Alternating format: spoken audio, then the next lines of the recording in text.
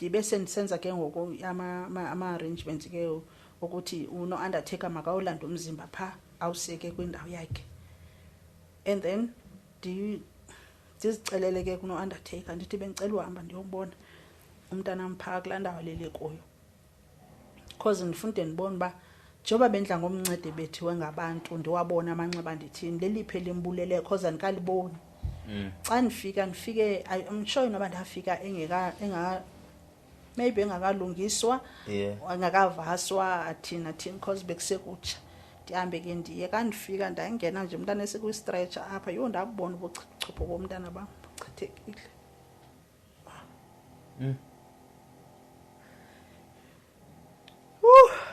Ayi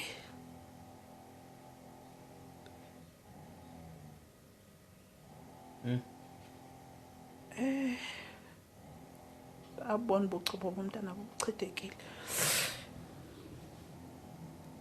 Sentsho uba ndaxola kodwa ingqondo yam khange isebenze because uphuma kwam ndaphuma.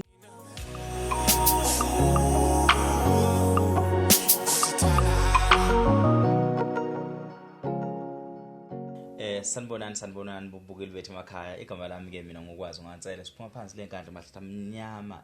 Sinibukela ku-NEP podcast lapho kusuke sihlangene sixoxa njengenkinga ezahlukahlukene, mhlambe nangendlela ezizama ukuzibheka ukuthi iphi indlela umuntu akasethe wafika saxoxa naye asizakale ngayo.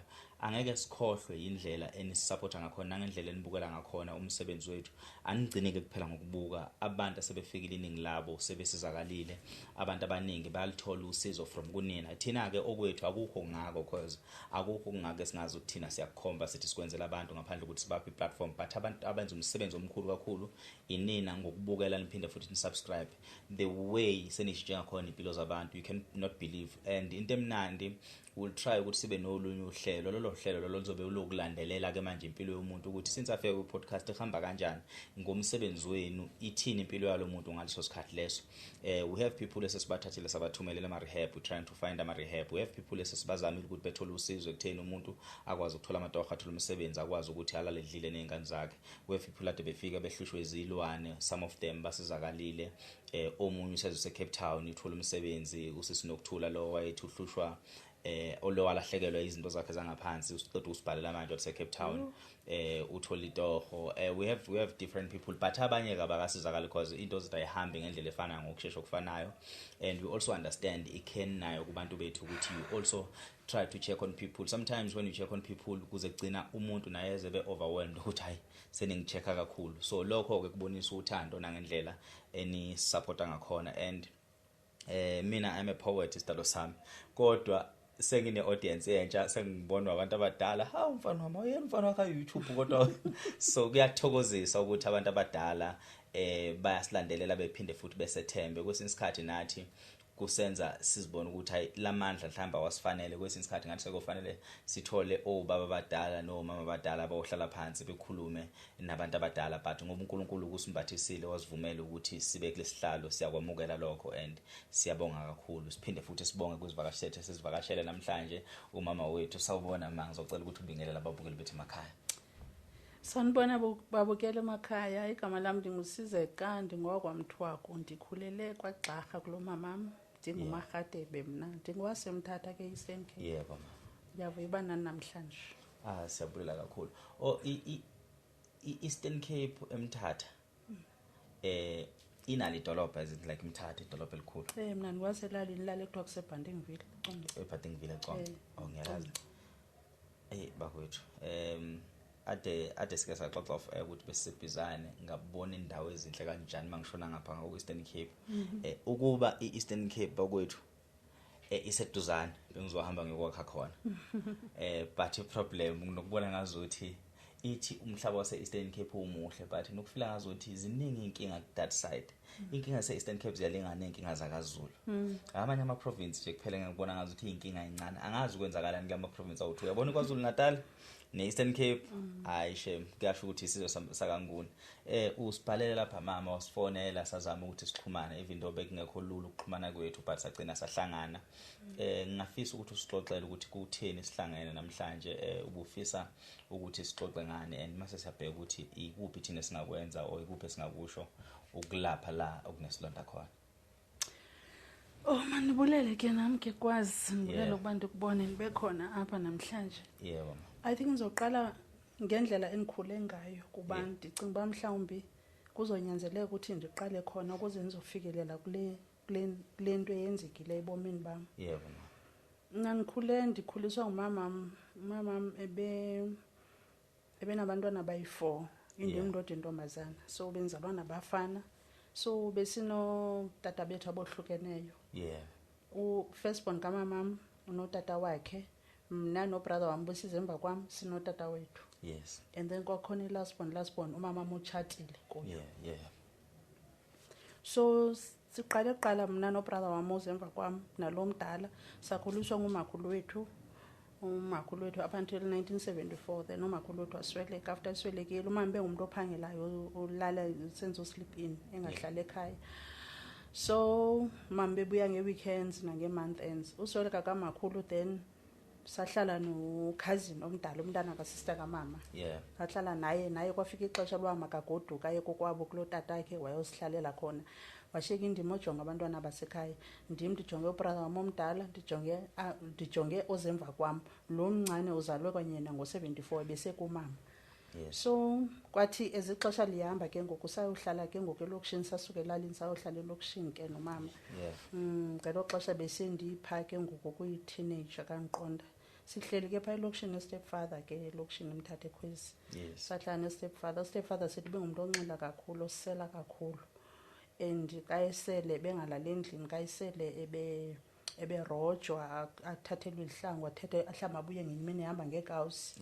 But ebengumuntu o-abusive ndiza kutsho but ngela xesha bendingayiqondi le nto ubuya kwakhe bebuya alwe nomama qho baxabane nomama balwe soloko bethu umama phambi kwethu ngoba ke ndiyibone le nto iqhubekayo into yobana ayikho right le nto bethu umama but bengenanto bendinoyenza ngela xesha. So as ixesha ke ngoku lihamba ndafunda ke nami ke but into endayinotisayo utata lo usistepfather sethu ebengutata na engathi mhlawumbi uba mhlawumbe kuleli xesha I don't know banzoyibeka kanjani kodwa ebesithi kayisincamisa njengabantwana ubona uba ufuna ufaka ulwimi lwakhe ndimbona uba uphusha ulwimi lwakhe and ndim ke ndiyintombazana and then ndimphushe ke yabona but loo nto ndingayixeli because bendiyazi uba noba ndiyixelile na ayizukwenza amahluko bahleli xa bahleli embetha kakade nomama. So sakhula ke kuloo meko ke sakhula ke but andifuna uxoka ke ayikho enye into yakho waphinde wayenza edibene nokundihlukumeza ngaphandle kokuba ndithi xa ndibethwa ngumama naye ndibethe mna ndikhule umama mna ndiyintombazana eyodwa but umama bengandithandi bendinelisho loba ndingavani nomama umama bengandithandi and indlela bengandithandi ngayo iye yaqala e-high school yakhula like yaqhubeka nangose ndimdala kwafumaniseka uba umama asikwazi uhlayelana sobabini ngose ndimdala undigqotha ndikhuphele phandle alahle nefurniture yami into ebithengwe ngegama lam ayilahle phandle.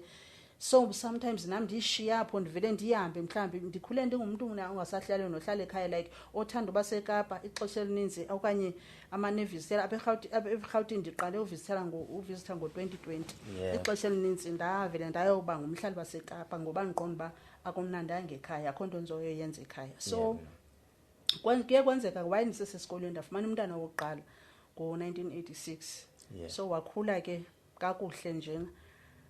So ezekhula ke kwanyanzela uba mandiyosebenza but imatric ndiyigqibesele ndiphangela. Sendingasabuyiselwa ngumama esikolweni ngoku because kaloku kwaukhulelwa kwam umama no stepfather wam ndake ndemke ekhaya for 3 days endlini kuba ndisuke kuchaza uba ndikhulelwe ngoku. But xa ndibuya umama olu suku lesithathu ndafika esenalo msindo uba usezandibetha so bandipakanyana lo tata bobayi-2 bandibetha ndikhulelwe ngelo xesha but ke isisu sesincinci ke ndingekazi into kangako yaqhubeka ke impilo ke umntana ndamzala ndaziphangelela ndahlala ndazifunela iroom ndarenta elokishini ndaye kuhlala nomama. Umama ibengilo mama unjena, umama bengithanda xa ndinemali. Xa ndingenamali akandazi. Xa ndingenamali uthanda aba bantwana bakhe bangazange bayibona imali. Mna ndingulo muntu uthi xa enemali ndazi and imali yam uyayithatha uyayikhanyela. Uba ndimnikile imali xa kufika abanye akazutsho uba bendikhe ndamnika imali. Mna usoloko ethetha bad ngami ngathi ndingumuntu ombi. So ndayinyamezela ke lonto leyo qha umama bendimthanda iproblem yam. Bendimthanda bendithi noba ndixabene nomama kufike lanto uba ngumzali wam ndiphinde ndiphakamisa ifowuni ndimfowunele ndithethe naye umama. Qa ke lento iyakhula ke wena ke kwazi yafikelela ekubeni nam ngoseni nabantwana like ndafumana uqala umntana ndafumana okwesibini bayibona manento hayi umama akathandwa apha ekhaya. Mama why izinto wena zonke apha ekhaya zi different kuwe wena ungathandwa understand uba umakhulu wenza kanjani. Abanye abantwana bo brother bam uyakwazi ubenzela izinto but abama akabenzeli nix. Ize umntana wami ke ndimthathe ndiye naye elokishini lo umdala. Ndamthatha because ndaqala ndamsa ekhaya wohlala nomama ndabe mina ndiphangela apha eCape Town. Ngamthatha wohlala nomama. Then kwafumana seba ngokahlala nomama, umama ukhamshiye yedwa vale eminyango ayohlakula egadini angamkhathaleli umntana avulele indawo yocango akhwaze uyakhala okobelele wavuka mhlawumbe ndimfunela umuntu womgcina ufonise kumama akanaliso tu kuye. So kwenzeka ke apha ekhuleni kwam umama uye wa adopta omnye umntana oyintombazana. Ngoku besahlala lokishona adopta omnye umntana oyintombazana. Lo mntana amthathayo phofu umthatha kudadobawo wakhe kuba engumntana over into bana umama wakhe wasweleka and then utata wakhe akho mkhondo wakhe. So kwafika umntana oyintombazana ekhaya ke noba wafike na 7 years.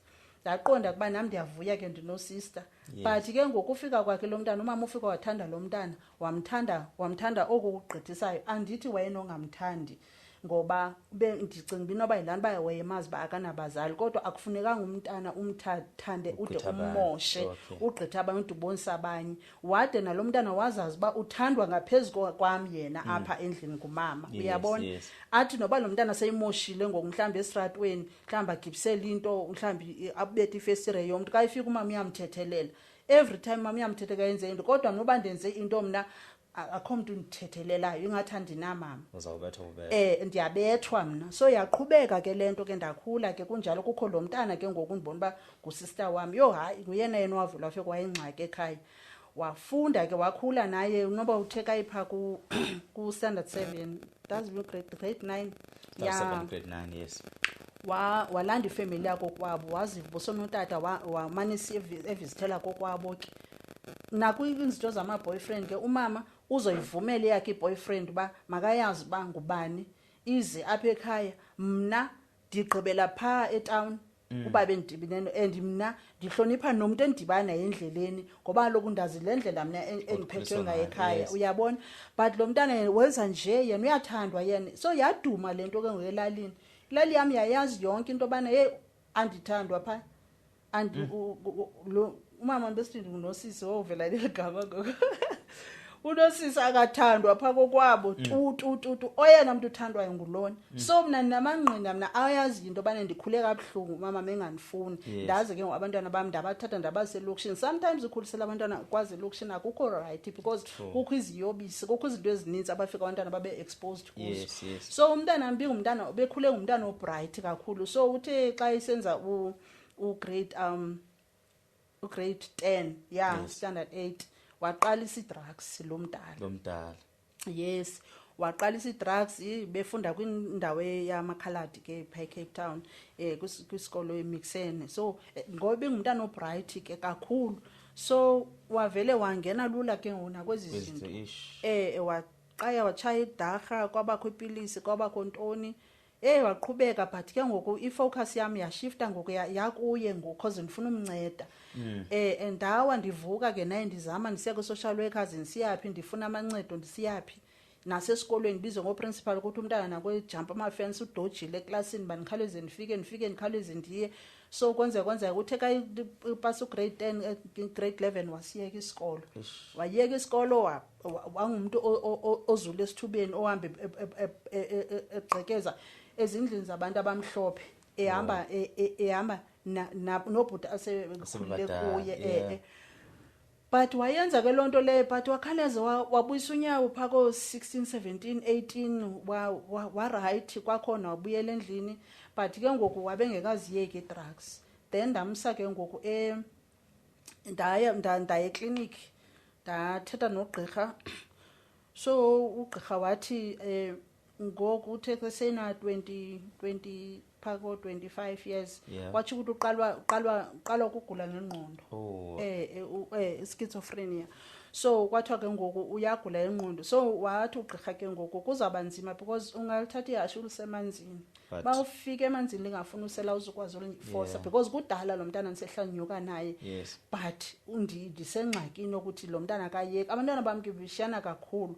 lo mncane ushiyana nge9 years nobhuti wakhe so lo mncane ke obezibona into zenziwa ngubhuti wakhe ezibona bazikho right but yena semncinci sakhula but naye khula nje khula enengqondo kakhulu uyayibona ubhuti wenza le umama ufuneka bengapha nangapha and lo mntana kwanomtshintsha ndithi ndimsa kumama because nasekhaya ziyaduma uyaqona so akukho ukuthi ngingamthatha ndimse but umama ndiyamfowuna ndithi mama lo mntana wenza le ngokwenza le efonini mama bengathi right bengathi ngumzali bengathi right but xa nifika hayi akho nto yayi right so kuzokwala kwapha kuJanuary ke ngoku New Year Mosamba iveke ngoJanuary nge25 athi lo mntana uqale wathi nge24 athi kum usawujonga ipeace job phaya erenkini bakazofumana umuntu na amthathe ndithi mina no it's fine ahambe ubuya kwakhe abuye late nge24 athi kum ndihleli ndodwa ndihleli nje ndibukele iTV athi kum mama nansi 10 rand andibekele 10 rand kule ndawo yesit athi nansi 10 rand khandifumana imali namhlanje qha ke uyayazi balonto ndiyifumene soze ningakuniki ndibulele ke nami after that ame emnyango ndimbona ba ndive mos bakaphumanga mina nje banifeyise ngapha ame emnyango ixesha elide enjongile dijike ndimjonge ndibuza ba kumele ntoni 10 wama athi hayi no mama ndibenjonge lento ijongile apha eTV kwakudlala uGeneration hayi ke ndingahoyi ke athi kayiphinde bekunyawo phandle ndimbizi ndithi sinaye bengusinaye igama lakhe ndithi sinaye ngathi mntanami ke ngicela ulala namhlanje uzuyicime kwa ilantuka umusic ungadlala umusic loud because ngifuna ulala ngomso ndiyavuka ndiyaphangela athi hayi mama ndizolala namhlanje uzokuphazamisa nami kukhona phonisa yakhona kodwa ubuya nje kwami ndiyalala ahambe ke umntanami ke bene girlfriend ebenayo but le girlfriend ebenayo andizuthi ibi girlfriend yoba besenza into edibene nocansi nantoni ngumtshayo yabe le ntombazana yayichaya liyebala likhaladi yayichaya but ke ngoku ibiseyichomi yakhe nangoku seyigula ibingamhlukananga naye so bebezi friends and umntana mebethanda kakhulu uba nechomi ezingamantombazana more than abafana so ngoku caba le ntombazana ikhona and bengabi na worry noba le ntombazana ipha endlini yakhe because sozithi gqi ithi usinaye wame izinto ethile bayalala nje bazwana bona bayevana bo bayithu so ngoyinto enzekayo ushiye le ntombazana ilele pha eromini yakhe uthi mama uDavia ndimshiyile ilele pha ndiyabuya ngoku okay ngiqonda nangxaki ke ahamba uhamba kwakhe kwangolihlanke ngelakhe ke sasinemali ndithenge ifish so ndimphake bendithanda kumphakela ke azazothatha ukutya kwakhe ahamba yolala ndisike ndilale but xa ndilala ebusuku ayima nomntana akabuyanga because bemuzilwa azothatha ukutya kwakhe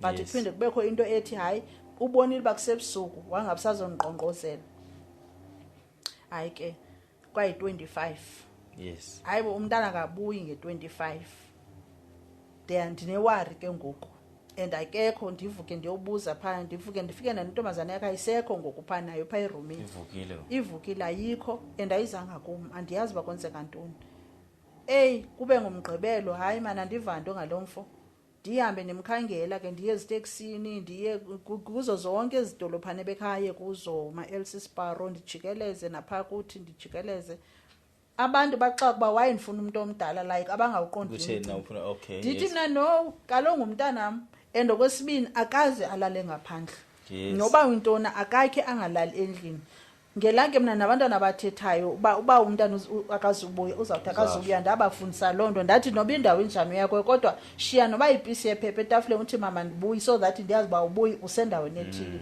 So ndifowunele eTiger Bank ndenze i-appointment bakwathi kuthiwa wenza i-appointment babe sebethi mandize Thursday kuMonday ke lo mina. Thursday ndihambe ndocela enye itshomi yam enemoto ndithi ndicela mhlawumbi umyeni wakho okanye umuntu andikhaphe ndifuna uyofanisa phaa. Yes. Yazi ke andisatyi oku umntana wasweleka but into bendenza bendisela nje ezi-energy drink yabona ezi-Powerade bendisela zona because ukutya kungeni andilali. Ngoku ngalamini kuzo like Wednesday bakuzosa kube Thursday ndizokhangela lo mntana emochwari. Umthandazo wami ngoku uthi Thixo ndiyabulela umntana amzomfumana kusasa and ndiyavuya ndine-excitement yoba finally umntana amzomfumana uyabona but ndilibele uba ndizomfumana kwesiphi state. Yabona ikhona nje into ethi namhlanje uzombona kodwa ayikho into ethi uzombona engasathethi yabona kodwa umthandazo wami bika ukubana mandimfumane ndibuye ndiyolibeka ithambo lakhe ekhaya uyabona busitsho kuqala kodwa ngoku sekusithwa mandiyofanisa ndizomfumana kodwa ndilibele ndizomfumana engaphi engasaphili. Okay ndihambe ke ndiyeke okay ndifumane ke so itshomi yami ikhupha imoto ke nomuntu wakhe kuzosiqhubela and then ke bengilosibari wami nomnye ke sihambe ke abantu abangamadoda ke ngamagwala ke sana. Xa sifika phaa emochwari barhuqa inyawo ngoku xa soqabela phaa barhuqa inyawo bahambe emva bahambisa mna phambili. Mna ngoba nam ndiligagu loba ndilahlekelwe namhlanje zobona umntanam ingqondo bana I think biseyimkile ngelaa xesha qha uThixo befuna nto ndiwugqibe lo msebenzi uyabona.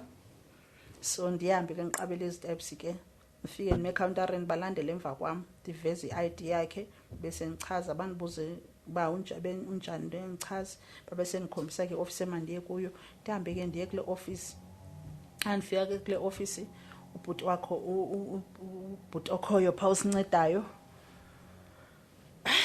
andibuze ke bebenxibe ntoni nanto ndichaze ke uyabona ngoba umgcine kulo babusuka hamba uthi ubenxibe yes and ke ngiwantu uzuba kushona kakuhle cause kalo lo muntu uphuma waye roomini yakhe mhlambi utshintshile andiyazi Bihambe ke ndimchaza ke uyasebenza ke apha kuyilento ka kwi-system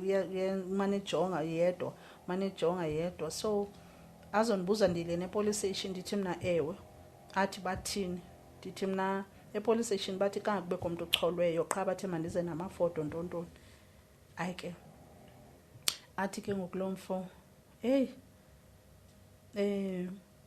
andijonge emehlweni qala nawanjonge emehlweni mandicimba andiyazi ba kuzovela umuntu apha mina ndicimba sophakama lo siye kwenye indawo mhlawumbe ndiboniswe ke ngokumuntu uyabona ngicimba noba senza into zakhe mhlawumbe i-paperwork uyabona usenza nje uyabona i-information efuneka iqokelele before sisiyolentuka and then abe sejika iscreen asijongise kum xa ejika iscreen abuzangiyelo yo mna ndabona ngalava for because bebemazi bonke bothuka bayogila ikhabhathi phaa ngathi izinkomo ndashiyeka ndingayazi noba mandithini ndabe ndibona uba ewe nguye lo ndothukile nam ndakhala nyana bejampa lapha bavele bothuka baba andiyazi kothuka aba ndihamba nabo bangotata uyabona zange bakwazi ukuba bame bajonge kule ndawo ukhuthukile kule ndawo ubuso bunesanti. So bese ndibuza ba uthene njena athi lo mfo uxatyelwe imeda uxatyelwe ngasemva then wayowa ngobuso. Uxatyelwe intoni? Mhlawumbi iphanga untoni bathi imeda ubulewe. Oh yes. Eligama means ba i-cause it's because imeda ndibuza bethe wenze njani kuthiwe athi yena yazi lamapolisa ubuye ku ebese ucholile lo mzimba ulapha akufeyilile lamapolisa ukubana makaxelele inyani so uphaya epolice station bana hayi umuntu ukhona useTiger Bank because lo muntu uze nalamapolisa aphaya eDelft kule ndawo ngihlala kuyo uze namapolisa phaya seswelekile so ngoku iyamxaka lo mfo kayisithi mna ndile emapoliseni akwatshiyo uba ukhona umzimba obucholo sendiyobuza because kuthiwa ucholwe sele eswelekile because kulaa ndawo bebulawele kuyo umntanam wabhubha kabuhlungu wena kwazi umntanam yho umntanam waxatyelwa kuloo ndawo waxatyelwa kuyo and then wayolahlwa esigangeni endaweni okulahlwa kuyo ekudantshwa kuyo inkunkuma like mhlawumbi nezinja ezifileyo whatever yonke into then caba ke ngoku laa ndawo leyana yavalwa yavalwa while umuntu othile eripotile uba nasi isidumbu afika amapolisa avala phayana then wade wathathwa le ndawo ayikho kude kakhulu nalapho ndihlala khona kodwa ke kwafihlakala ke ngendlela kwafika uba kuthi ndazi ngoba lo nabantu bebesiya bayobona bayofanisa akho mntu wabuyayo wazothi simbonile kodwa besaziwa yena mhlawumbi ke uThixo wenza uba kungabikho mntu ondaziyo oyobona esasimo so ndambona wandibuza lo mfu uba ndi-right nangoku ndathi ewe ndi-right after sendikhalile wathi mandihambe ke sihambe ke siyombona sahamba sanimbona ke manje live siyobona manje sahamba saya xa sifika pha still otata ubhuti bam bahambe emva and then kuvulwe ke curtain ayivulwe curtain ndibona yena umntanam and ke nje basendimbona njena andikaboni umonakalo ngemva ndisabona nje into yapha engathi ukhuthukile kule ndawo kancinci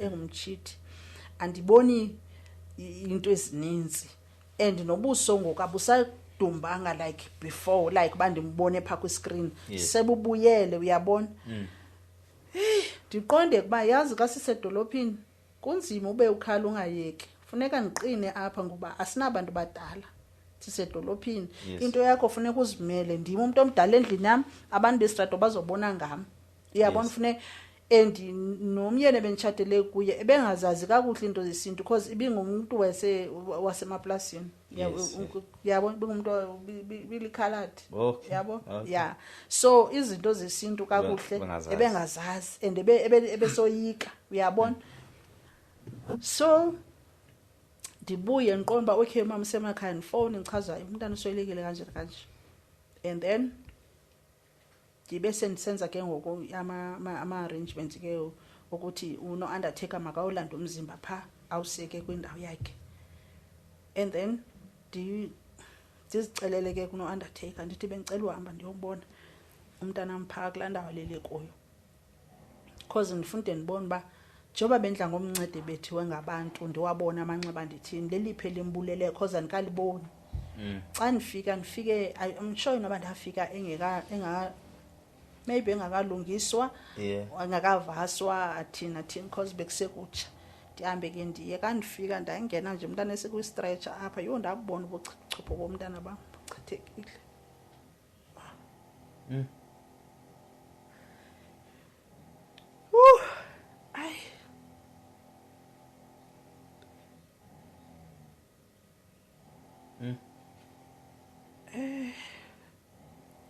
abona ubuchopho bomntana buchithekile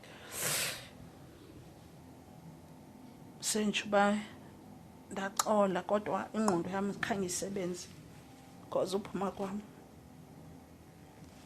ndaphuma ndithetha izinto endingazaziyo kodwa ndiyazikhumbula ndathi umntana makanothe nje abantu bathi kanti bazotya inyama bona baxhafuza inyama yenkomo ndandithetha into endingazaziyo wena kwazi ngoba ndasendiyazi bekhaya kuzoxhelwa inkomo ngoba umntana meswelekile so yanikhubaza mani into yakhe yabona ngoyinto eyenzekayo every time ayipheli every time bandihleli ndiyabona uba buchopho bakhe ndabubonayo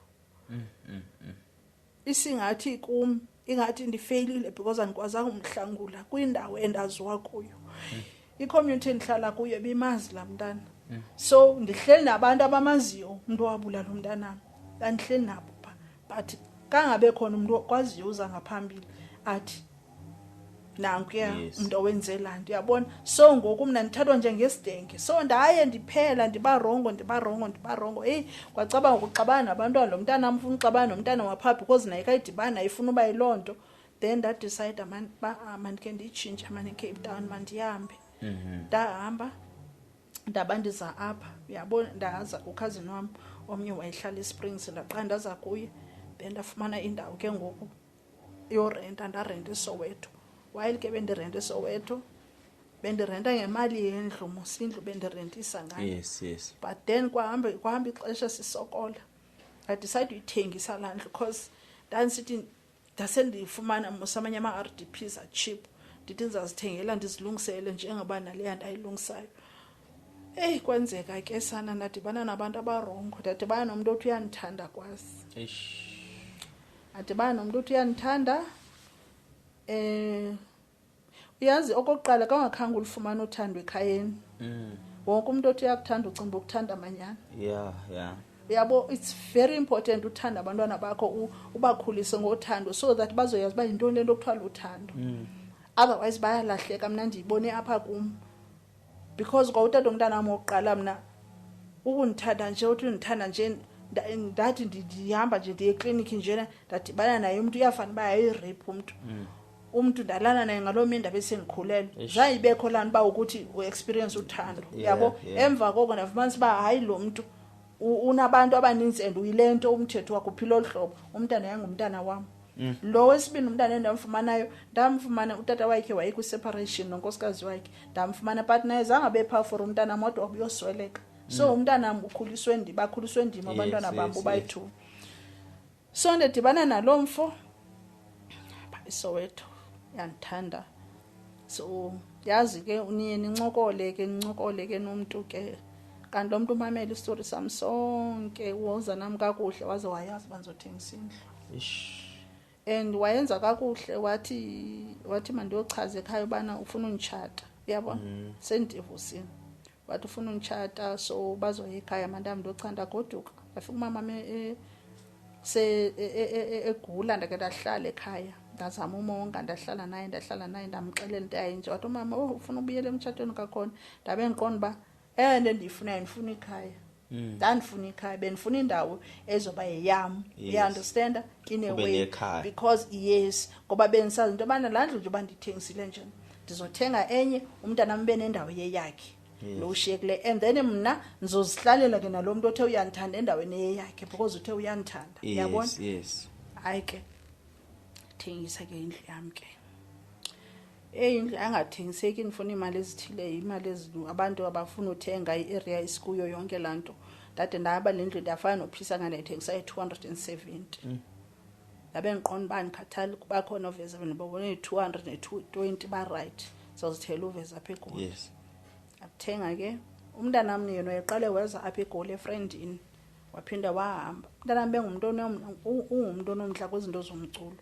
Like ebezenzela into ze-hip hop kanje. Ebezenzela into ze-beat uyacula uyabhala nee-poems uyazenza uyazithanda. Unguloo mntana onjalo. So waza kwi-friend wafika i-friend ke isenengxaki zayo wamane bethakala because xa usuka emakhaya uye ufuneka ufikele ebantwini abawaziyo. Uyaqonda? So yeyona nto yamstresayo kuba amaphupha akho esolo sithi mama ndifuna ufumana indlu umsebenzi ndokuthengela indawo thenga indawo simke kule area sohlala so wayesoloko ngumntana ophupha njengabanye. That's why izinto zakhe ngoku etheka isithi athi mama unzoba na 30 ngoku akho zinto zilungayo because naye he went through depression cinga nokuzibulala. Sometimes andibonisa signs zomuntu one-depressions efowunini agooglisha andibonise athi mama mhlawumbi ndithi kandiqokoze endlini athi mama uyaniphazamisa ndithi intoni athi mama bendisacinga ngozibulala mani ngoku ufike wandiphazamisa ndithi awuvuyi ngandikuphazamisile ndifowune mhlawumbi fowune Sunday ndifowunele abantu abanganceda for uba bamkhanselishe over the phone abantu bahlala be-online batry uthetha naye into ezinjalo. So senditsho uba naye ndihlala ndibamba amazinyo ukuthi anything can happen because akamkeli kwanto. Mna ndizazi ndlula njani kwezi zinto because yabona le yobana ndithi yabona leyo gqibela leyo imali yoba indlu yami ithi seyithengiwe imali sendinayo ndimxelela lo ndithi kuphela kwento endinayo le mali yimali into bana umntana mabe nendawo yeyakhe ngoba asisenayo enye into. Uyabona? Hayi bengathi naye ke athi bona ba yena usebenza umsebenzi ubathenga izindlu bazithengise izindlu bazithengise kanti lonke lo xesha kukho umuntu othile asebenza naye oyiboss yabo ubana mabaskeme thina. So ndahamba ndagoduka xa senibuya indlu yami seyithengiwe ke ngoku. Zange ibe yona ne-1 week thumela abantu bayondilanda apho ndandihlala khona because ndizoyazi uba nguye because bafika bandibiza ngegama ngena emotweni ndahamba wahamba from land ke Soweto, then banxeba bathunyelwe nguye bazondilanda. Ndabe ikhadi lam lebhanki ndilishiye endlini ngiqhumana nangxaki. Xa ndifika Boksburg kwenye indawo. Don Park into endawo enjalo. Don Park, yes. Bandisa phayana. Xa ndifika phayana iyadi yakhona ivaliwe, iyadi yakhona ibiyelwe phezulu, and then xa bevula igate yavuleka babe sebevula igarage kungena imoto. Xa songaphakathi awuboni neighbors, but iwall yakhona iphezulu. And then bandivalela ke kwenye ikamera ndafumanisa ba apha ngoku endandigula kakhulu naneflu enzima. And then bafumanise kuba ndiyambona mos lo mntu, kulo mntu ndimaziyo ngulo mntu wami. Ukhona la? Ukhona. Uthi yena abe ndibathuma bayokulanda akho nix hayi ndithemba bayokulanda kwathi akho nto izokwenzeka like akho nto izokwenzeka nyani. So then ndimxelela ba andiphilanga bengazohlala apha kwathi athi yena no umalume bese ndi-introduceile kwaba malume. Ndiyabazi athi umalume wakhe uzondithengela izinto zeflu kwathi naye ufuna nje ndibe kunye naye pha. Okay, umalume wakho andithele ilemon yonke into yeflu, kuyanetha kuyabanda ndiyagula. Kodwa bandixelela bandibizela babe kanti bayathakatha nzotsho because apha ehouseini kukho enye indlu ekhoyo enamashiti kumhlophe nje konke phezulu nasemacaleni nalapha phansi. Bathi xa ungena kule ndlu ihla ngomnyango. So bathi i-prayer room kabebiza. Bathi maningene pha. Kanti kuqala kwafika omnye ongumalume wakhe enxibe long gown, enxibe into engumnqamlezo apha engathi ngumfundisi ephethe iBhayibhile. Okay. Wanibulisa, wanika iziscriptures zoba ndithandana nonyana wakhe, wanika iziscriptures wanithanda ogqiba wasiblessa nge200 wathi bona benza lento umuntu xa beyobona umolokazana. Okay, fine. Then ngokufika lo ngokumalume umalume wesibini lowa akekho. Naye unditshilela iBhayibhile, naye undiyela kwi-scriptures kaJeremiah ungixele into bana uThixo uthi wandazi sesesibelekweni ba uyaqonda esanibumba. Uyabo zonke ezazinto eziyana kuthethwa nje ngelizwi apha, uyabona? Yes. And then abe sesithi kumke ngoku banibuze kuqala baye banibuza banibuza lo mfo wamba liphi na ikhadi lam lebhanki. Ndathi lisendlini.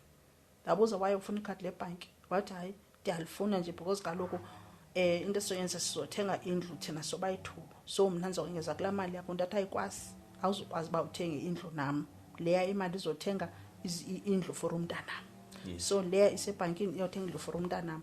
That's why ke waye wafonela uncle wakhe wathethe ilanguage engayivayo weza ke lo malume. Ayifika babe sesithi mandize andithi kuvaliwe soze ndiphume and the next yokuthiwa kwakuhlala ipolisa but kwakunzima nwangaphuma ndilibone. And then wabe sesithi mandingene ungena kwam baniselisa enye into wathetha ilanguage engayivayo bazamisa something eglasini yayozanyiswa ekitchen yaza wathi mandisele waza neglasi eziyi2 lo mfo but ke eyakhe andiyazi bayena ntoni because engekho transparent njengeyam. So ndaseliswa lento useliswa lento yakonkuseliswa lo muntu ehleka kade ebekhe wanengxaki yophazamiseka avele ingqondo yami yaba wrong impela ngoku ndavele ndangayazi bandibona ntoni. Ndaboniswa iphepha kwabhalwa yazi lento kwazi ndiyayithetha lento because abantu bathatha imali yami balapha eGoli. Ndithetha ngamabomu ngenye imini bazoyenza komnye umuntu mhlawumbi sebebanjiwe.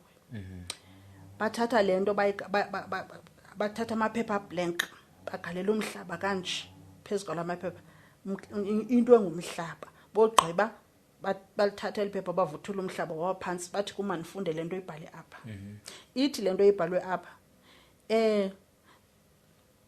ungumzukulwana wethu asikulahlanga siyakuthanda siyazi ba ukhule nzima isimo sakho sinjena nje abantu bebezobulala umntana akho bebefuna igazi lakho bebefuna wena kwasinda wena kwaze kwathi hayi kwathethwa izinto kathi kuthethwa nami thethwa isiXhosa apha isiXhosa sam akuthethwa ilanguage yaba bantu. What's going on? So yaqoma ndisele lento ingqondo yami indibonisa ezinye izinto ndavele ndaqomba hayi man kwathiwa lo muntu ndimnikwayo nguyena ungumyeni wami kutsho kulento uthi lo muntu lona ungumprofeti wethu nansi iBhayibhile bekwe apha iBhayibhile. Hey emva koko aqhutywa imoto kwathiwa masiyolanda ikhadi lebhanki endlini. Wavuma? Hayi andisendimi ngoku qale naboniswa ibox egcwele imali. Ndiyayikhumbula nabona ibox egcwele imali because andiyazi ba la mali yaje kanjani. Kwaxazulwa eliphepha belifundwa ndim ne. Axazulwa lazi iipisi ezincinci. Lafakwa eboxini. Ibox kwaqala kwathiwa mandikrobe ndafika ingenanto kuphansi nje ingenanto ibox. Ndafaka lamaphepha kuthiwa mandiwafake pha. Xa ndifaka lamaphepha yavalwa ibox. Baphinda bandiselisa enye into xa ivula la box igcwele and andikwazi uthi no to this thing endiyiseliswayo because ndiyabhanqa apha uyayisela naye ngohlobo ayisela ngalo and apha ndiyazi ba ngamadoda wodwa la so there's no ways uba ndingakwazi uphuma apha because kuvaliwe nasemnyango. And then xa ndibona ndifike imali egcweleyo so kuthiwe uyayibona imali le kuthiwe le mali ile izoba yeyakho kutsho kum. Le izoba yakho nalo myeni wakho lo mtsha nemnikwayo nguDavid. Hayi ke kuthiwe masithathe 200 kule mali ngithathe 200 ndinikwe 200 naye athathe 200 kuthiwe masihambe siyothenga ngayo sibone buyathenga na sihambe siyothenga ngayo kasibuya imali iyathenga qhutywa ke imoto kuthiwa mandolanda ikhadi lebhanki. Yonke lento yenzeka kulesimo sokuthi uphuzile uhamba ngempela noma yonke lento ihamba ngemoto. Ndihamba ngempela ndifakwe phakathi kwabanye phambili. Kasifika endlini ndafika umntana wami ekhona wanibona manje uthatha ikhadi wanibuza ukuthi mama wenzani. Wathi mama walungu uthatha ikhadi lebhanki ulise kwabantu. Ndalithatha. Sure. Ndalithatha ikhadi lebhanki ndahamba nalo. Ndakhwela emotweni. Xa ndifika ndasiwe ebhankini. Uthe manje ukwenza inotice ukhupha imali yami. Ndayenza. Sure. Ndayenza inotice ngokwami. Kwathiwa bakhe walinga nje wathi uhamba nabanye abantu ungofileyo because ubona basikufumene and sikufumene ngekho lo muntu ucinga uyamazi. Kwathiwa awukho safe. Uba ngaba ukho walinga ebhankini wathi uhamba nabanye abantu uzuyazi ba ungofileyo wena and ichance wasubulele sinayo yonke because ulapha nathi ngoku. Ndafika ebhankini ndayenza inotice. Ndanikwe 3 days. And then ndasona kwaCapitec imali andisplitile. Kwakhe and bandixelela baxa Capitec uzoyidrawa uzomana uyidrawa. Ndayidrawa kaCapitec i5000 yathi yaphelela i50. Then lo aba bafumana 200,000 apho imali yami yonke iphuma kaAbsa kula Thursday. And then abanika bayifaka eplastikini bayithatha bangena nayo pha. After that bandithatha bayondidampa eziteksini. Bandidampa eziteksini mama ndihamba engoduke. Ndahamba ndabuyela endlini ndafika endlini sengxakini imali is gone. Ndizothina emntwaneni wami ndinesi simo endisuka kuso engaqonda uba andiyazi ke ngoku. Ndathi ngose ndihleli kwaba iphupha aphupha ingathi umamam ingathi ndiyatshona ingathi ndiphezu kwesanti. Isanti kanje ngathi ndi on top ingathi isanti yatshona ingathi isanti itshona. Ndakhala oko ndiveze isandla sade sasagqonyothela isanti ndangcwabe kandihleli. Abo bantu ngelo xesha andikabukho sure whether babalekile noma kwenzeka ntoni but ndavuka neliphupha. Xa ndivuka neliphupha imali yami yamka nge-18. Xa ndivuka neliphupha ndathi kulo mntana ndihamba ndagoduka ngoku. Wathi mama uyaphi imali engaka oyishiyeka aba bantu masiqale sizame ukhangela abantu. Kwathi ndathi ndiyahamba ndiyagoduka ngoku umama akaphilanga ekhaya. Ndabuya ndaya komnye ugogo kwapha esitratweni ndambekela isituation yam. Wathi ugogo mandiyogcina le ndawo ndihlala kuyo pha eDavid laa ndawo ndihlala kuyo ikanyana wakhe. But ndafika unyana wakhe ke ngoku ekhona engekabuyele PE because ungumuntu ophangele PE. Yes. But ke watsho ke naye wathi ke nansi uzobuhlala phayana aphathile ufumana umsebenzi and then uzifunela indawo because indawo ayoyam. Yes. But uba then ndafumana ke ngole mali in between ndamane ke ngoku ndiqoma mandimnike ndicinga bafanele nje behlala abuzoda afumana umsebenzi kafumana umsebenzi then sirent indawo. So kwenzeka ke ngoku yaphela imali waenda phanda ehlala eShelton nam. Then ndacela ke club yaphela ke uyafika exit date yam. Wafanele ndibe ndiyaphuma because unikwa i-exit date unikwa ixesha elithile. then ndaba ndiyaphuma hey ndabuyela eJoburg ke ngoku ndabuyela eJoburg afonela umuntu bensiza kuye intombazana ensiza kuyo xa ndifike ePark Station intombazana yelapha iphi andayifumana tu ePark Station Roger Park Station ngolahleke enye ifoni yami ene-contacts ndaenda phandle ePark Station andizazi ngizoyaphi ndafike ndacinga ebusuku cause akulaleki ndacinga uba nabo abantu endibaziyo abahlala kwaThema ndathetha nabo ndaya kaThema and then theseni kwaThema ndakhumbula uba okay kwapha eSprings ukhazini wam ebenendlu phaa makhe ndiyotsheka phaa but akasahlali phaa yena kodwa kuhlala abantwana ndaya then ndafika bengekho beseThekwini eholideyini because ngabaseThekwini kwaTyusu ndafika bengekho ndabuya ndaya komnyuma ugogo kwapha esitratweni ndambekela isituation yam wathi ugogo mandiyogcina le ndawo ndihlala kuyo phaa eDaveyton laa ndawo ndihlala kuyo ikanyana wakhe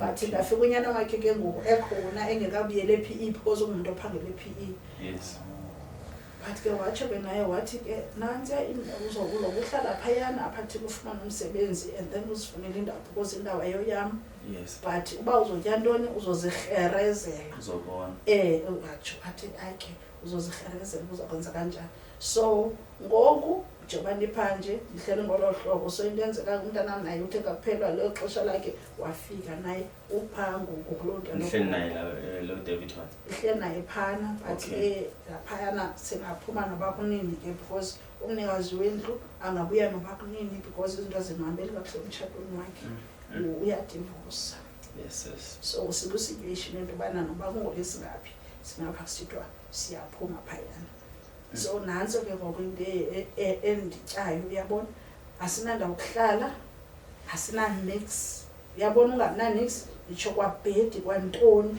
asinanix ezinto bezilapha eSoweto bendihlala phaa ezinye istovu ne-TV nento waphinda umntana wazithengisa naye kuba ufuna imali yogoduka wazithengisa then omnye ndacela umntu uba makandigcinele esitoreni ndangumntu othi ndizamnika 800 ngenyanga ndacima ngondiye eKapa ndizofube ndifumane umsebenzi kwangabi njalo ndafika eKapa ndajije kubuso ndathi ndaba nantsi utsho ukuthi idepression ibuyile but ndiye ndajije ndadumba ndangakwazi uthina ndahamba isibhedlele ndangakwazi ukwenza nto ndagule then kodwa ukuphila kwam ndabe sendiqhubeka nala course ndayigqiba so ngoku ndiphinda ndithi ndizoqala impilo andale impilo mandiqala kanjani kwazi andale impilo ngiqala kanjani so njengoba course yakho iqedile graduateile ngoku bendicinga uapply even overseas mhlawumbi ndishiye umntanam esebenza mhlawumbi uba unofumana umsebenzi asebenze namba mhlawumbi nokuhleli kuloo one room because yabona i-age yam ndimdala kwazi na 58 years this year nzoba na 59 apha isikakhulu kuthithwa ngendaba ye-age overseas at least bendiyenza la course kubantu yaziba kuthiwa bathatha as a caregiver up until age 65 and ubhatala imali upeya imali eright so i-aim yam ikukubana if umsebenzi andifumane apha because I need to cover izinto ezilahlekeleyo zonyanzeleke because umdala yena and ngelakhi ke kaNkulunkulu ankamnamzukulwana nantoni so uzonyanzeleka ndimshiye njengomntu engumfana qha ndifuna umshiya esendaweni eright then ke undizame ke wendlu bani kwazi ufumana le documentation apha because bendikhe ndatry uapply kwafuna leyo mavisa ipassport andinazo ezo zinto uyabo so yona imisebenzi iyafumaneka kwela cala uyabo so kulapho ndicinga uba mna ndingawufumana khona kodwa ke mhlawumbi ngothetha kwam apha mhlawumbi angavela umntu athi mhlawumbi kwi-organization ethile siyakwazi uthatha okanye mhlawumbi ndinayo i-private client efuna umntu ndiwilling noba ndiyowenza mhlawumbi lo slip in and then sekuba ngemonth ndikhona into engenayo you-understand so as long so that umntanam naye aqhubeke nempilo sikwazi uzirentela sikwazi uqala ubomi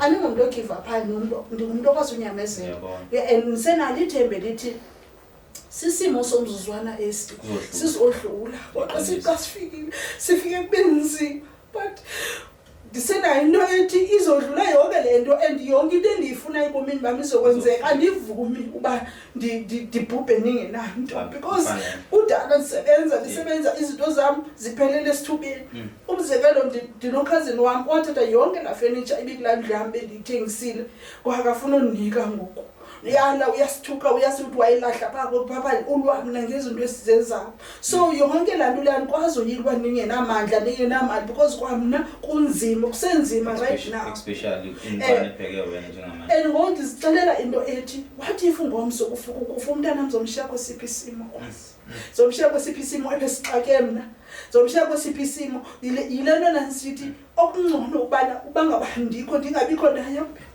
because naye noba emanifuna uzixhoba emanifuna uzibulala emanifuna uthini usabulala lenhliziyo ihleli ngekhoyo yakho usabulala mna still xa ufuna ukwenza izinto ezinjalo because kaloku uye athi mama ngoyeqha uphila nami akho mntu umfunayo around yena because akananto and ukula pressure yento bana mama intanga zami ziphandi suppose abanye abantu bebegrunywa nguye nakunto zo music bayavela ezivini bapi but ezathi izinto ziyasilela and andiyazi noba izinto zamasiko kukhona bokusilela khona andiyazi because andifumani kakuhle direction into bana bekufama nihambe apha nalapha ukuze nibe niyaphumela andikwazi ukufumana ba kuye konakalaphi and naye apho ndimkhulisele khona I'm not sure whether ku right or ku wrong because ndikhulele kwisimo sakulobama kodwa nivile kanti introduce ndithi kulo tatam ukwarhadela ndazigodusa kodwa yena ndimzayile pha usebenzisa isifongo sakulo mama nesenema kulo mama into ezofika iconfuse nabantwana bakhe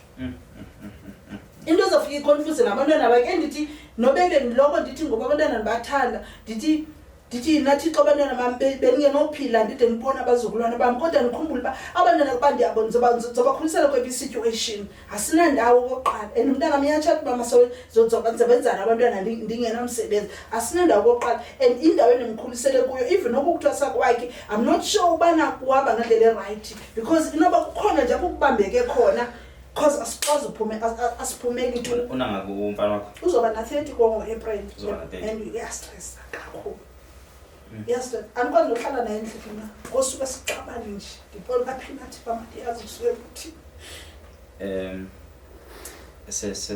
singizwile mhlambe futhi ngiyaxolisa kakhulu uyazi ukuthi ukuzala abantwana mawumama ucabanga ukuthi mhlambe ukungahambi kahle kwezinye izinto ebantwaneni maybe it's because of you as umama and ucabanga ukuthi mhlambe khona la imistake oyenzile somehow and also uba i-single parent ukhulisa ingane wedwa you think ukuthi mhlambe kusemandleni akho ukuthi ingane uyibhekelele until ibandala maybe ngizoqala ke mfana wakho right now I feel like in as much as konke sibhekene nakho or before mina ngikhuluma okuningi ngifisa ukuthi abantu ekhaya bazi ukuthi kufanele sibe nayo indlela ukuthi uthole noma umsebenzi umuntu whoever ongathiwa unayo indlela yokunceda ekutheni uthola amadoho ngalokho kwazi ukwenza nongabe imuphi umsebenzi uzoshiya inamba yakho bethatha inamba yakho but ke phekwa lelo sizo abazobe qhamuka nalo ngiyafisa na ukuthi umfana wakho naye abe nendlela yokukhula ngoba nongabe kuthiwa usaphila emhlabeni but ukuphila kwakho akusakwenzi wena njengoma wakhe njengoba una 58 ubheke 59 akusakwenzi wena njengoma wakhe ekutheni okuningi usaxhomekeke kuwe ekutheni impilo yakhe ihambe kahle so I know this will sound insensitive kimi as umuntu okulalela but at the same time wena nonyana wakho you are two separate beings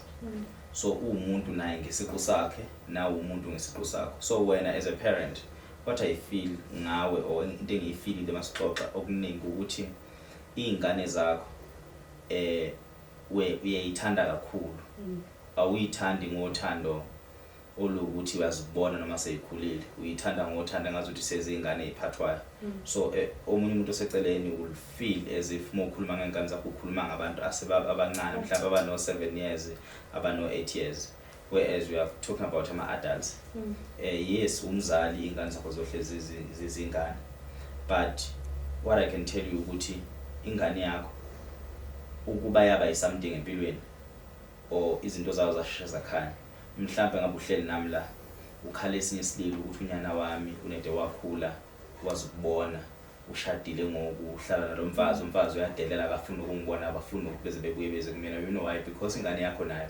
iyodwa inempilo yayo so kungahamba kahle izinto empilweni yayo nongabe kuthusa una 70 kungahamba kahle izinto zayo empilweni yayo ena 35 yena uyokushiya hambe yoqala impilo nomuntu wakhe and kuyophela ukuthi wena uvuka naye ukhalela yena uthandazela yena so into engifisa right now ngifisa ukuthi whatever okwenzakalayo nokuzofika kuwena ukuthi kuzokunceda ukukhumbula ukuthi nawe ubalekile kufanele ukuthi at least isikhathi esincane sikusalele eminyakeni yakhe bheke kugeni ube ukuthi uyenjoyile so angikhathazekile kakhulu mina ngumfana usenempilo ende emsalele so nongabe udecide ukuyibulala kusasa or nongabe udecide ukuthi enzeni ngempilo yakhe lokho kuyena kusezandleni zakhe and kumele aqale manje athathe responsibility yokuba indoda ngoba njobe indoda uyindoda ngempela akudlalwa kaye umuntu wesifazane uyindoda and njobe indoda kufanele ngabe uye lo owehla wenye ukuza kulama podcast ezofuna usize finela wena kuba ngabe uhleli urelaxile yena kumele ngabe uyehlwenywa kwenza sure ukuthi wena njengoma wakhe yonke into right but kufanele ukuthi wena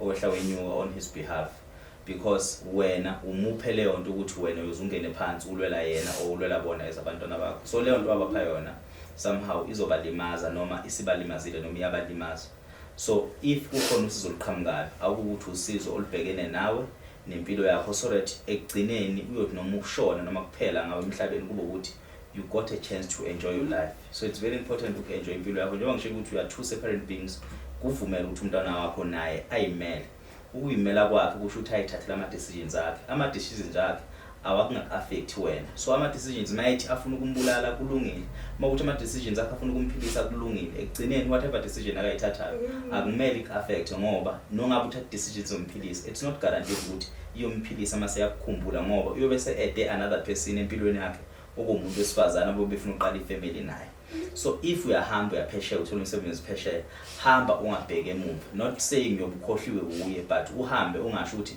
ngifuna ukuhamba nomntwana wami ngoba still ufike bomthwalo wakho nalapha phambili mayifike bomthwalo uphinde futhi ubhekana nalenhlupheko obhekene nawo la njengamanje so okuningi mina ngikuzwama ukuxoxa yonke indawo uyihambayo uhamba naye and uyanilandela noba sendabili uyanilandela yes so iyona yonke lento le iyohlezi umthwalo cause now kufanele ukuthi manje ningamawele nobabili ngabantu abadala you are two adult and kufanele yena ngabe somewhere unentombi akahlala naye emkhukhwini esowetho kumele ngabe unempilo akayizamayo motu we artist motu contact izama nakho nathi sifikile egoli singanabazali singanamuntu besinganamzali besikhala kuyena nathi bekukhona besinamaphupho naye amaphupho akhe akhona ayaphila but angasozama lamaphupho akhe mase khona esancike ngomama yes so awumiyeka izibone as long inqumo zakhe akoyithatha umthemba kuzona because ngifila ngathi the more ngamthemba inqumeni zakho ungacabanga ukuthi mhlawumbe inqumo zakhe akazothatha ziqondile the more ezohleze dependent kuwe and okunye mhlawumbe ukushona kwalo munye umntwana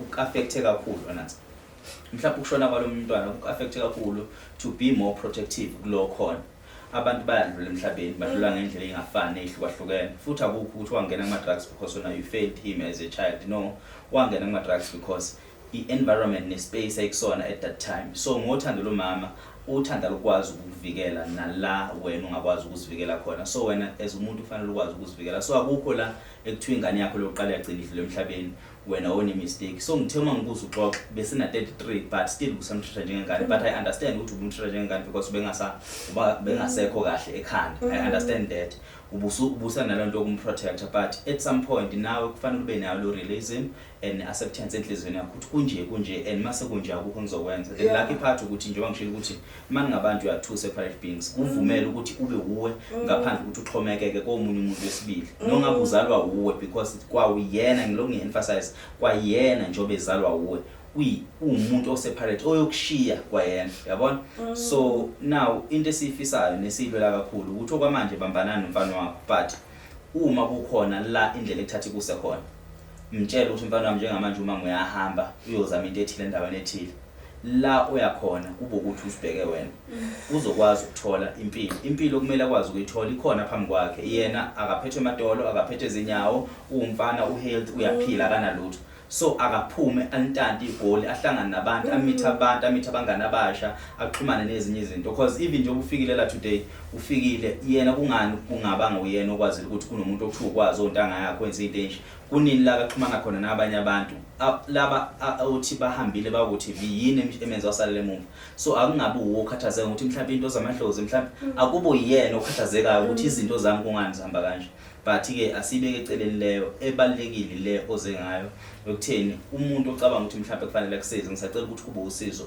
oluqondene nawe izathu ukuthi ngikhuluma ngaleyo ndlela leyo you are 58 approaching your 60s so very soon uzobuna 70 azobe phelile amandla so at least you only have this is my reality giving it to you you only left with 15 years uphila health so within these 15 years there is only 5 years esinesiqiniseko kule 5 years ukuthi kumele uyijabulele impilo so give yourself this 10 years trying to amend your life and make sure ukuthi yonke into right so you have 10 years now empilweni yakho lokuthi uhlanganise okuhlanganisekayo and then this 5 years is where you'll be enjoying your life after 5 years which means wena kuzobe sekuphelile uzobe ungasakwazi ukuhamba possibly uzobe usethuneni so you only left with 15 years so kule 15 years don't waste it trying ukuthi uzama ukulungisa impilo yomntanakho whereas ekugcineni izokwenza ukuthi le 15 years wakho ugcine ushona miserable cause ekugcineni ayikho into akakweleta yona nawe ayikho into omkweleta yona the only thing that you did wamletha emhlabeni wamkhulisa njengomfana ukhulile manje kumele azibone so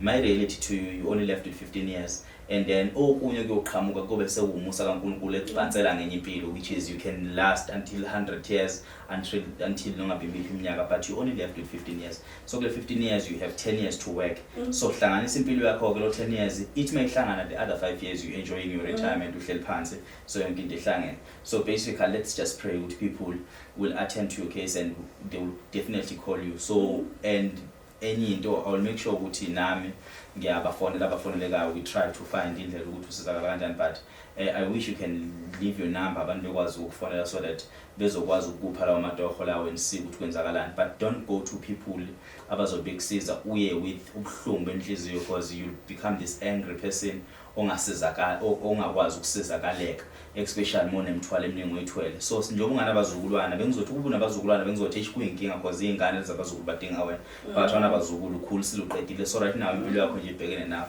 ngisacela ushiye number yakho so that these people abanosizo bekwazi ukufonela noma ngabe kuphi eSouth Africa ngiyazi ukuthi ungahamba ufike noma ngabe kusona Northwest noma ngabe kuphi you'll go there yourselves so that you amend your life and you find a way ukuthi uphila kanjani ngisacela ushiye number yakho kulaba abantu basemakhaya babukela okay number yami ku 067 440 6600 yes 067 440 6600 mhlawumbe sesiqeda ngizothanda ukuxolisa kakhulu ngixolisa maybe on behalf of izinto eziningi obhekane nazo there is nothing la emhlabeni umuntu akabhekana nayo ebengingameli ibhekane naye mhlawumbe ucabanga ukuthi mhlawumbe bifanele omunye umuntu for the fact that you are standing here and usesimeni sokuthi usakwazi ukukhuluma ngayo which means at some point kunama win amaningi then ama lose so for umuntu ukuthi umile usakhuluma ngento ethi yenzakalile empilweni yakhe shoot lo muntu lo uyinqobile so right now wena sithathe njengomuntu osanqobile kukhona la uzohluleka khona kwamanje akakahluleki so try to fight as much as you can so there's nothing that happened izolo okumele uyivumele ukuthi ihambe nawe ize ngakusasa so you enjoy it as it comes especially at your age so make sure you enjoy each and every day efikayo so if you receive 300 rand udle lo 300 rand and enjoy that specific day you're not awuyena umama ohlulekile awuyena umama irresponsible so at this age there's nothing that you can say this person is irresponsible you enjoying your life awunamzukulu awunalutho onangane omele uyondla so each and every time you get money make sure ukuthi you have shelter la uhleli khona and you have something to eat makumele udle into ezimnandi if there's someone who send 200 rand a person ungawuthatha 200 rand ubone ngazuthi imali encane because there's another responsibilities abhekana nawo so each and every responsibility obhekana nayo iphelile awushadile ingane yakho mfana oqala isekho the only child ekhona ile uma wakho akasekho so ekhakini kwakhiwe so there's nothing manje kusalele emhlabeni the only thing ekusalele umzimba wakho nokuthi wena kumele uhlezi u-health yes so you go to epakini uyosihlalela phansi and enjoy your life so enjoy your life in a space la usuku khona so don't sleep with the depression don't wake up with the depression so you in a space where ukuba ubuma wami mina bengizothi maye ukusebenza hambe uyohlala ekhaya if uma ubesaphila ngabe vele sekuloso stage because I think she was your age or she was bit younger because of 73 ngabe ngithi ma hambe uyohlala phansi manje uye ukusebenza so you at that space so ngicabanga ukuthi wonke umuntu okhona ubukela podcast khona ngabazi omzali kubona so abanye maybe they will invite you to their homes not to stay with them but just to give you that small life so whatever help ozoqhamuka ukuthi ma come uzodla nathi dinner so just enjoy that space of life. If umuntu ekufakela imali, come to Durban uzohlala uzolala ehotel, so don't say I cannot come to your hotel because ingane yami ilambile eJohannesburg. So enjoy whatever that comes ngaleso sikhathi, so that will help you to heal you more. And if qhamu umuntu ozothi ufuna ukukhuluma nawe, ufuna ukukusiza, ukululeka, allow that ufike ungasho ukuthi hayi nomntana nami kumele ngize naye. Just do it for yourself, so that each and every time wazi ukuthi einsukwini zakho zokugcina at least kube khona iphathi empilo enjoyile. And there's nothing oyenzile ekuthiwa i-mistake and ubu responsible. You found love and then wabayiseka kwenzeka zonke umuntu kuyenzeka zonke empilweni yakhe, so there is no judgment. And should go imali lekongamela uyisebenzise and yadlula imali ziyafika ziyalahleka. So ngiye ngithi ke mina kubangani bami nakubafowethu ngisebenza nabo, ngithi mina ngimthanda umuntu onobudlelwano obujulile nemali. So imali must not determine uhlobo lomuntu oyilo. So imali ayingakushintshi ikhona ingekho, so there is no point where you need to be changed by ukuthi imali ayikho noma ikhona. So ubudlelwano nje obujulile nemali ayikho. Ingakho mina ngikuthiwa ngilahlekelwe imalini kuba buhlungu khona ngalolu suku, but I don't take it to another day. So just forget about that thing. Isidlulile vele, mhlambe ngabe nayo isiphelile. Mhlambe futhi ngabe yenze ezinye izinto, mhlambe futhi ngabe sekubulele, we don't know, asazi. So lokho kwenzeke khona kwaku right nakusa. Yes, so kwakumele kwenze ngalendlela kwenza ngakhona. So let's try to move on, and you can say amagama akho mhlambe ukugcina namhlanje, and mhlambe ube specific ukuthi kuphi nokuphi mhlambe ongadinga ukuthi umuntu akusize khona masave la, because sesiavoid nokuphelwa amabhetri. Ndiyabulela ithuba namhlanje ngithanda lifumana ukuthi ndizothetha nawe ukuze nabantu nabaphulaphuli nabantu banibone ndizithethela ngokwami, ngoba sometimes siyawadinga amathuba nje. Yes. Eyona nto ndiyicela yona ebomini bam obushiyekileyo ngumsebenzi. Yes. Uba nje nofumana umsebenzi, because nakwi-organization bendikhe ndasebenza kwaSANCA, like sebenza ngabantwana be-drug and alcohol abuse. Yes. So and ndiyenzile i-course nayo ndayigqiba kwasiva. So into endicelayo ngumsebenzi, because uba nofumana umsebenzi uzawukwazi uzirentela indawo. Ndingumuntu othanda ukuziphilela u-life alright. Yes. Ingathi wena uyandiprofitha abantu, ndinguthanda uzikhupha ndizivise kamnandi ndiziphilela ubomi bam. So now ndiseqoneni ngicela umsebenzi, ndicela nokuthi kuba mhlawumbi xa nosebenza nezi zinto zimane zibuya kumzizo azizubuya, like le mibono yobana ndimane ndibona izinto esezidlule. Umntana nami ndiyeka la ngoxolo, ndiphile nje ndikwazi nje impilo iqhubeke. So ndicela umsebenzi, ndiyacela ne-counselling. Ndicela umsebenzi ngoba xa ngifumana umsebenzi uzokwazi ufumana indawo ohlala, because asinandawo okuhlala. So xa ngifumana umsebenzi uzokwazi ufumana indawo endizokwazi uyirenta. Into ebalulekile into yoba mandisebenze. So andikhathali noba ndifumana indawo mhlawumbi kuthiwa private patient, ndikahamba ndihlale apho, bafune ndihlale apho ndiye endlini nge-weekend, kodwa ndikwazi uzifunela indawo yeyam. Nawe ke ndifuna ukubulela kwasi and le team, ndibulela ukuthi yazi ungumntana but ingcebiso zakho zindakhile ukuthi ngoku mandifocus ebomini bam, ndimyeke and ndiyeke ukufocasa kwinto yomfana osekhulile, because nizamile ubonile naye mfana bathathe apho ndidluleke khona aqhubeke befana bangoku senguye oniphilisa ubomi oburight. Kodwa ke ngoku noba naye uzotsha abone ngoku xa mna ndifumana umsebenzi ndihamba kwaye ndam ndohlala kuloo ndawo, abone uba ngoku makavuthulule because akukho nto yokutya, because uyayazi uba xa ngumama usoloko uprovide.